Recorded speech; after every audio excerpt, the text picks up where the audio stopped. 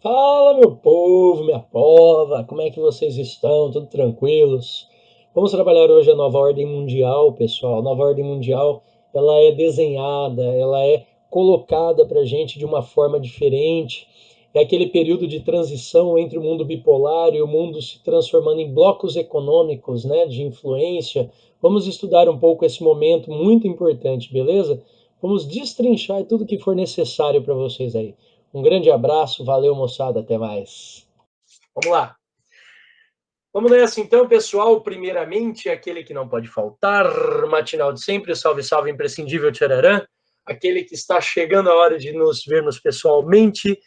O de sempre, bom dia! Bom dia! Bom dia! Bom dia, muito bom dia. Saudade de vocês. Saudade vamos matar rapidinho. Vou estar com aquele face, aquele plástico na cara lá para poder ver vocês. E vamos que vamos. Pessoal, nós vamos trabalhar hoje um pouquinho de nova ordem mundial, pessoal. Tá?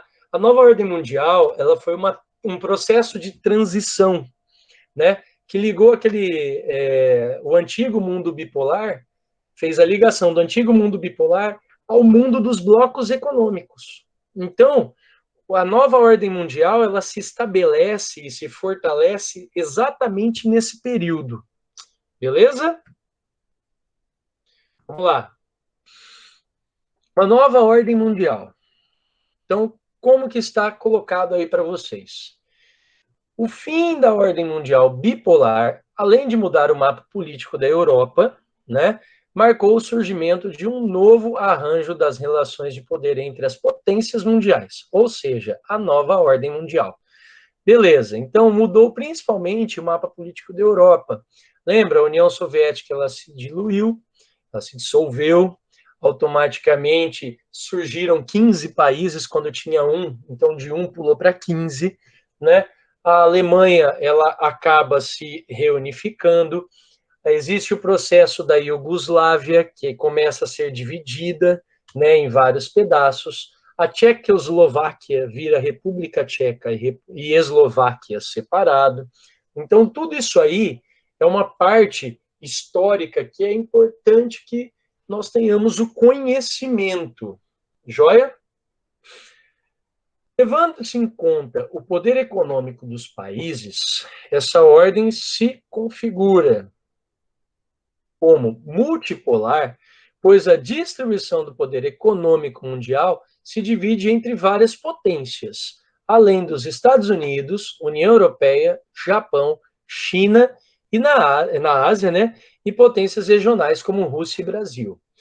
Então, nós temos um novo mapa político, não é mais capitalismo de um lado, socialismo do outro, Estados Unidos de um lado, União Soviética do outro. Nós temos um mundo multipolar.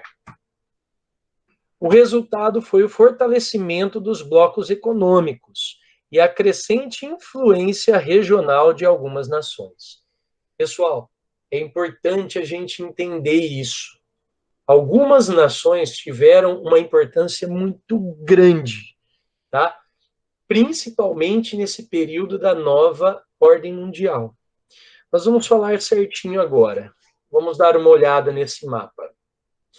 Aqui dá para perceber que é uma visão polar, tudo bem? Nós temos o polo aqui no centro, então é uma visão polar.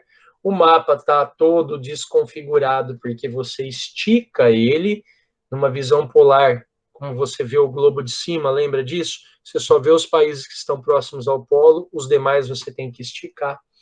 Nós temos aqui, ó, a área de influência dos Estados Unidos. Olha a área de influência dos Estados Unidos. A América, praticamente inteira, a União Europeia também, o Japão também, pessoal. Os Estados Unidos, então, ele tem uma base muito forte aqui, ó, União Europeia, Japão e Brasil.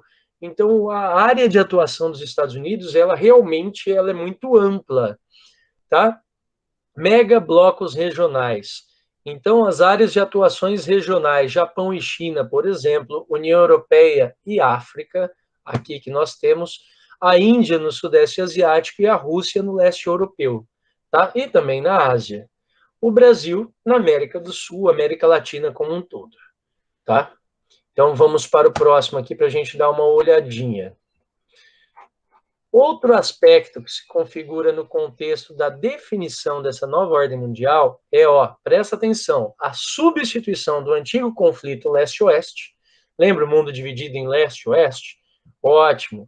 Onde você tinha o lado oeste capitalista, o lado leste socialista, né, de caráter ideológico, socialismo e capitalismo, pelo conflito norte e sul, de caráter econômico, países do norte mais desenvolvidos, países do sul menos desenvolvidos, tá?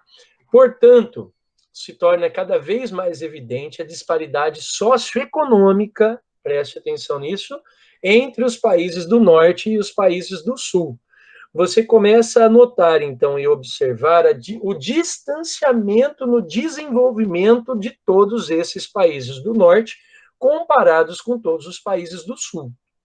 Lembrando que para toda regra tem exceção. Existem países do sul que têm um desenvolvimento até que razoável, mas eles não são de desenvolvimento tão digno de estarem juntos do país do norte. É aquela clássica divisão da década de 80, divisão países do norte e países do sul, tá? Que não é a linha do Equador, hein, gente? Pelo amor de Deus.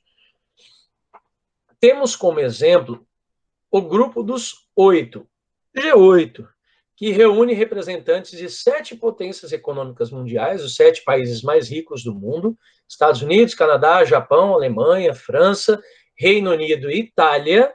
Repara, os 7 países mais ricos do mundo. Países mais ricos não quer dizer com maior PIB. Atenção! Países mais ricos não querem dizer com maior PIB. Países ricos são dinheiro gerado dentro do seu próprio país ou gerado fora do país que vai para dentro do seu próprio país. Então, são países que têm um banco central forte. Atenção, um banco central fortalecido. Mas a Rússia, convidada a participar por ser a segunda força bélica militar do mundo. Tá, beleza. Vamos para o extracurricular. Né? Isso aqui está no currículo, isso cai no vestibular. Beleza? É G8, antes era G7, virou G8, porque convidaram a Rússia para participar. Bacana, nada contra. Mas foi justamente porque ela é força bélica, é a segunda maior força bélica do mundo? Não necessariamente, pessoal. É importante que vocês entendam que a Rússia, por ser um ex-país socialista e ter uma grande influência, ter tido uma grande influência socialista no mundo, né? Se um dia ela, uma mínima possibilidade de se arrepender, de se ter voltado para o capitalismo e quiser voltar para o socialismo, pelo fato dela andar no grupo do G8, eles fiscalizam ela de perto para justamente isso não acontecer. Tudo bem? Existem levantamentos não oficiais, por isso eu não coloquei eles aqui, mas é interessante que vocês saibam. 70% dos países do mundo aceitariam uma política socialista como forma de uma nova política para erradicar ou acabar ou diminuir ou abrandar a pobreza. É um dado alarmante. Então, mais do que nunca, quem foi o símbolo do socialismo durante décadas, é interessante você trazer esse cara e mostrar o quanto o capitalismo é bom e colocar ele em conjunto com os países capitalistas participando de reuniões. Entendeu? É uma visão que vai um pouquinho além. Antes de mudar a página, só para a gente entender, eu queria falar para vocês o seguinte: mais da metade da população russa, também uma pesquisa feita de forma não oficial, mas o que vem da Rússia a esse respeito a gente nunca sabe se é não oficial ou se é oficial, né? Mas feita de forma não oficial, que quase 60%, 58% da população russa aceitaria voltar para o sistema socialista. Só a população mais nova, que já viveu ou nasceu durante o capitalismo, esses não querem. Mas entre a população antiga, mais velha, esses querem a todo custo. Tudo bem? Então, vamos ligar o sinal de alerta para este lado do mundo, tá, pessoal? Porque o Putin, ele tem um pezinho com quem ele aprendeu muito bem durante esse período da Guerra Fria. Vamos ligar o sinal de alerta ali. Vamos lá. O mundo dos membros do G20. Nós temos aqui, ó, esparramados o G20, que também é um outro exemplo, uma outra configuração de países, né? Então, observem aqui, ó. Olha aí que bonito, ó. G20, atenção, reúne os ministros das finanças e dos presidentes dos bancos centrais de 19 países. África do Sul, Alemanha, Arábia Saudita, Argentina, Austrália, Brasil, Canadá, China, Coreia do Sul, Estados Unidos, França, Índia, Indonésia, Itália, Japão, México, Reino Unido, Rússia e Turquia. Beleza? São os 20, vamos dizer assim, mais fortes países do mundo. E da União Europeia, que completaria o G20. Então, são 19 países mais a União Europeia. É sempre importante lembrar que a União Europeia agora ela se encontra com 27 países. E a Turquia cutucando para ser o 28º ou entrar no lugar do Reino Unido. É sempre importante destacar também, por questões culturais, a União Europeia ela freia a entrada da Turquia. Lógico que ela não expressa isso em público, mas esse é o agravante principal. Questões culturais, comportamentais, sociais, religiosas e assim sucessivamente. Joia? Uma vez a Turquia adentrando na União Europeia, rapaz, aí já era. Tudo bem? Vamos lá. Após o fim da União Soviética, a ideia de unipolaridade sobre a liderança estadunidense era aceita. Todo mundo imaginava, no mundo todo, pô, peraí, acabou o mundo bipolar, Estados Unidos destruiu, dizimou, né, a União Soviética. Tá, tudo bem, não foi desse jeito, mas para a história, do jeito que eles falam, parece que os Estados Unidos foi avassalador. E quando a falência da União Soviética foi provocada por eles mesmos, uma má administração política deles próprios. Tudo bem? Também, obviamente, o sistema socialista não corroborava com o status do mundo que vinha se desenvolvendo e vinha crescendo. Então, isso é importante, tá? Agora, o que eu destaco para vocês aí, que eu quero que vocês prestem muita atenção. Muita atenção. Olha isso aqui, ó. No entanto, várias mudanças vinham ocorrendo no mundo, tanto no plano econômico como no plano político. Acabei de falar, o mundo inteiro estava em constante mudança. O mundo estava se globalizando, o mundo estava se aproximando, a economia estava crescendo e se modificando. No plano, né, merecem destaques. Vamos lá, o primeiro. O fortalecimento da União Europeia. A União Europeia, na década de 90, né, ela começa a se fortalecer através do Tratado de Maastricht, lembra disso? Até chegar em 2002, quando ela vai aceitar a moeda única, que é o euro, recolocando os países do bloco, principalmente a França e a Alemanha, como potência nas decisões internacionais. Joia? Além disso, o bloco tornou-se concorrente das exportações estadunidenses, porque a União Europeia ela se fortaleceu e se organizou para mandar os seus produtos para o mundo para fazer frente aos Estados Unidos. E detalhe, ela conseguiu. Então é importante que a gente também guarde muito bem esse detalhe. Vamos lá. E logo, presta atenção, o longo, impressionante crescimento econômico da China. O longo e impressionante crescimento econômico chinês, moçada. Realmente, durou mais de década, um crescimento assustador, né, que se fala assim, nossa, a China crescia 10, 15% ao ano. Nenhum país no mundo cresceu isso. Mas nenhum país no mundo ficou 5.000 anos fechado. Nenhum país no mundo ficou 5.000 anos com as pessoas vivendo num esquema lá de trás. Nenhum país do mundo tem ainda hoje 60% da sua população que nunca viu energia elétrica. Então, ainda tem muita coisa a crescer. Nenhum país do mundo com 1 bilhão e 400 milhões de pessoas, 1 bilhão e 300, 1 bilhão e 400, é sempre uma briga para saber qual que é, Nenhum país no mundo tem menos de 300 universidades para 1 bilhão e 300 milhões de pessoas. Então, é óbvio que o mínimo crescimento que aconteça na China seja demonstrado de forma satisfatória perante números, mas não garante que necessariamente ela, como um todo, esteja crescendo. Abram o olho para isso, que a nossa próxima aula vai ser sobre isso. Vamos lá? Que se transformou na principal potência econômica da Ásia, atraindo para si a liderança regional. Então ela puxou para ela a liderança regional, tá? Roubando esse processo do Japão, roubando entre aspas, porque quando precisa de tecnologia é com o Japão, quando precisa de estrutura é com o Japão, quando precisa desenvolver coisas na pesquisa é com o Japão. Mas na hora que é para produzir, pôr a mão na massa, né? Na hora que precisa de mão de obra, aí é a China. Beleza? Atenção para isso também. O crescimento da dívida externa estadunidense, que acontece até hoje. A dívida externa dos Estados Unidos só cresce, pessoal. E a dependência do país em relação às importações de produtos industriais e fontes de energia. Os Estados Unidos, pessoal, essa é outra faceta que todo mundo acha que os Estados Unidos é intocável. Mas é interessante destacar isso para vocês. Os Estados Unidos têm uma dívida externa das que mais crescem no planeta Terra, tá?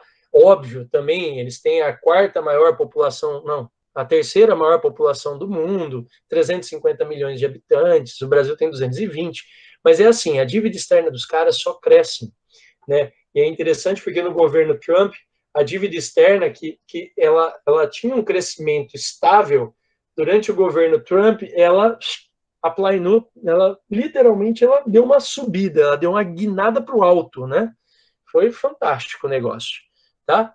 E eles são, sim, muito dependentes de importações de produtos industriais, vários tipos, e também de fontes energéticas. Tudo bem? Vamos lá. Olha aqui, pessoal. Vou falar um pouquinho sobre a Organização das Nações Unidas, a ONU. A Organização das Nações Unidas, a ONU, foi criada em 1945, após a Segunda Guerra Mundial, 1939 e 1945, com a missão de promover a paz. Atenção! Promover a paz e a segurança internacional por meio de relações políticas amistosas entre países, né? Super amistoso as relações da ONU entre países, né? Haja visto Israel e Palestina. Deixa para lá. Depois a gente comenta disso aí. Em 1917, a instituição era constituída por 193 países membros, tá? Só para você ter uma ideia, são 193 países membros desde 2007 para cá, todos contribuem financeiramente, na proporção da sua... Ó, presta atenção que isso muita gente não sabia, né? Todos contribuem financeiramente, na proporção de sua potencialidade econômica no cenário mundial. Então, conforme você é bom no mercado mundial, você tem que contribuir mais para a ONU, para cobrir seus custos de manutenção da ONU. Exército da ONU, auxílio para combater invasões de populações de um país para o outro, né? Como aconteceu ali na região da Iugoslávia, antiga Iugoslávia, a ONU teve uma atuação, entendeu? Não dá para elogiar, foi mal, galera. Teve uma atuação que eles acharam que foi bom. É a própria ONU que fala que é preciso fazer a guerra para se chegar à paz, né? Então, para quem foi criado em 45, tá? Promover a paz e a segurança internacional, lançar um verbete desse, né? Lançar uma frase dessa, é preciso fazer a guerra para atingir a paz. Rapaz do céu, é altamente questionável as ideias de uma instituição dessa, que é sustentada por 193 países, tem custo para sustentar a ONU. A Assembleia Geral da ONU é o mais importante fórum de debate das instituições e o único do seu órgão que reúne todos os países membros. Então, essa Assembleia Geral da ONU, países importantes como o Brasil começam fazendo os discursos, tá? Então, quando acontecem essas assembleias, nós precisamos de pessoas que são coerentes para ir lá falar coisas coerentes. Eu lembro de uma vez que o penúltimo a falar foi o Hugo Chávez e o último a falar foi o George W. Bush. E eles viviam em pé de guerra, né? Aí, por uma questão lá, o Bush ia precisar viajar, ele tinha que sair primeiro, alguma coisa assim, eu não lembro o que aconteceu. O Bush foi primeiro e por último foi o Evo Morales o Hugo Chávez para fechar a reunião, né? Aí na hora que o Bush subiu, falou, não, porque nós estamos combatendo tudo que há de errado no mundo, estamos combatendo o socialismo, estamos combatendo isso, aquilo outro. Aí ele cutucou no meio dessa fala o Hugo Chávez. O Hugo Chávez, a hora que ele desce, o Hugo Chávez sobe no púlpito para falar, aí ele pega e faz assim: sinto o cheiro de enxofre, o diabo pisou aqui agora há pouco. Ele manda uma dessa, começando o discurso dele na reunião da ONU, sabe?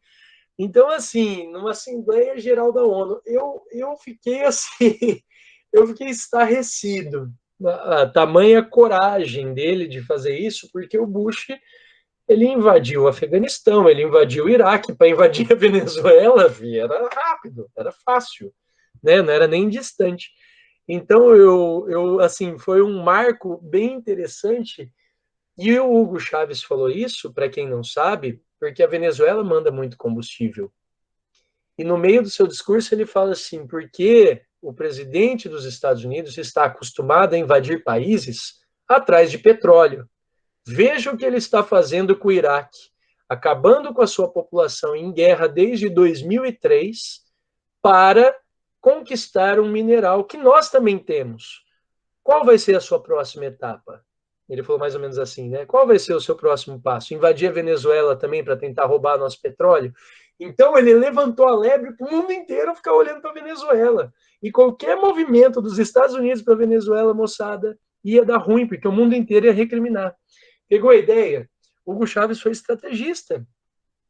E nesse meio de caminho, ele se aproxima de um carinha lá atrás, nessa mesma reunião, ele se aproxima de um carinha chamado Putin, da Rússia, que no futuro, mais próximo aqui da gente, né, faz um tempinho para trás, ia ajudar o Maduro trazendo mísseis e armamentos pesados para colocar na fronteira com o Brasil. Então o Maduro tem uma relação estreita militar com o Putin. Então, olha, tudo que eu estou falando é tudo porque começou numa reunião da ONU. Loucura. Organização das Nações Unidas, o que ser isso, né? Desde sua fundação, o Conselho de Segurança da ONU é composto por 5 membros permanentes: China, Estados Unidos, França, Reino Unido e Rússia, vencedores da Segunda Guerra Mundial. Vencedores da Segunda Guerra Mundial. Acho que você já tem maturidade suficiente para saber, na Segunda Guerra Mundial, teve os vencedores e teve os derrotados, os perdedores, certo? Então, os aliados ganharam dos países do eixo. Bacana. Mas só que eu acho que na Segunda Guerra Mundial, uma visão geopolítica, acho não sou eu que acho, é uma visão geopolítica, todos perderam, inclusive o continente europeu. Então, por isso que eu coloquei vencedores entre aspas, porque não teve vencedor. Teve muita gente morta, teve destruição, teve quebra econômica, quebra industrial, dificuldade no planeta Terra inteiro, certo?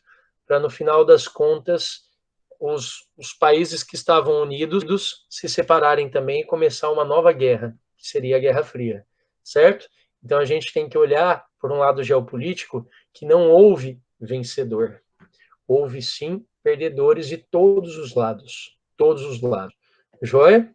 Exploração, problemas econômicos, problemas sociais, muita doença, muita disseminação de doenças entre a população, traumas psicológicos que famílias carregam até hoje. Então, assim, moçada, na minha concepção geopolítica, não minha particular, na concepção geopolítica de um profissional, só houve derrotados. Combinado? Vamos lá. A maioria das questões discutidas na Assembleia Geral da ONU é encaminhada e, presta atenção, resolvida por uma série de comitês. Como? Então, agora vem os comitês da ONU, né? Então, vamos ver aonde fica empregado todo o dinheiro que os 123 países, 193 países pagam para manter a ONU. Olha aqui, ó. Primeira linha de comitês, né? Comitê de Desarmamento e o Comitê de Segurança Internacional. Já foram 2. De política, presta atenção, espacial, literalmente, tá, pessoal? A ONU tem um comitê de política espacial.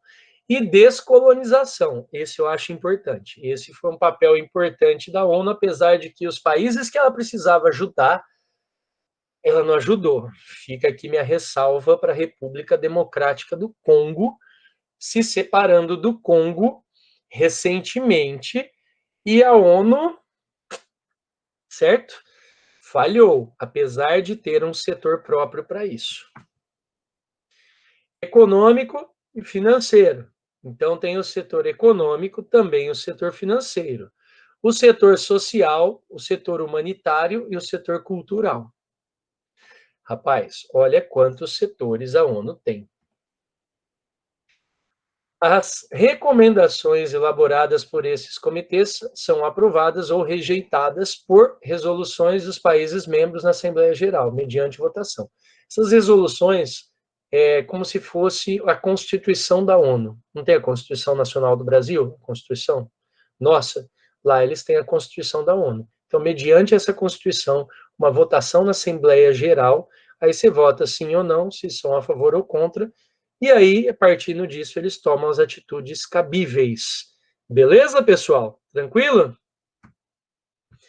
Muito obrigado, então, pela participação. Abro agora para perguntas. Vamos lá, pessoal.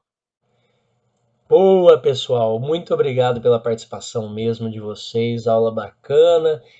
Gostei bastante das perguntas, dos temas, ok, foi tudo jóia, pessoal. Qualquer dúvida que vocês tenham, não esqueçam de perguntar aí pra gente no canal. Façam a sua inscrição aqui, tá? E também assistam os videozinhos aqui. Isso! Valeu, moçada, um abraço, fiquem com Deus. Tchau, tchau, povo.